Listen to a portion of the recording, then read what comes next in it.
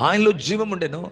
ఆ జీవం నీ స్పిరిట్కి, నీ బాడీకి, నీ మైండ్కి, నీకు, నీ కుటుంబానికి, నీ జీవితానికి, నీ పరిస్థితుల మధ్యలో ఆయనలో జీవం ఉండెను. ఈ జీవం నేను రక్షించగలదు, నేను స్వస్థపరచగలదు, నీకు నెమ్మది ఇవ్వగలదు, నీ చీకటిని పూర్తిగా నీలోంచి తొలగించగలదు. ఆయనలో జీవం ఉండెను. ఆ జీవం మనుష్యులకు వెలుగైండెను.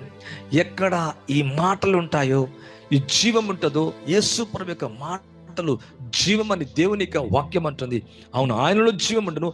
ఆ జీవం మనుష్యులకు వెలుగైండెనంట. నీ మనసులో దేవుని వెలుగు ప్రకాశించునుగాక, నీ ఆత్మ మీద, నీ జీవితం మీద. అనగా అక్కడ చీకటి తొలగిపోతుందంట. చీకటి పరిస్థితులు చీల్చివేయబడతాయి, అనగా అవి తెగిపోతాయి. నీ దగ్గర నుంచి, నా దగ్గర నుంచి దూరం అయిపోతాయండి. ఈ లైవ్ ద్వారా యేసు నామములో ప్రవచిస్తున్న ఆయనలో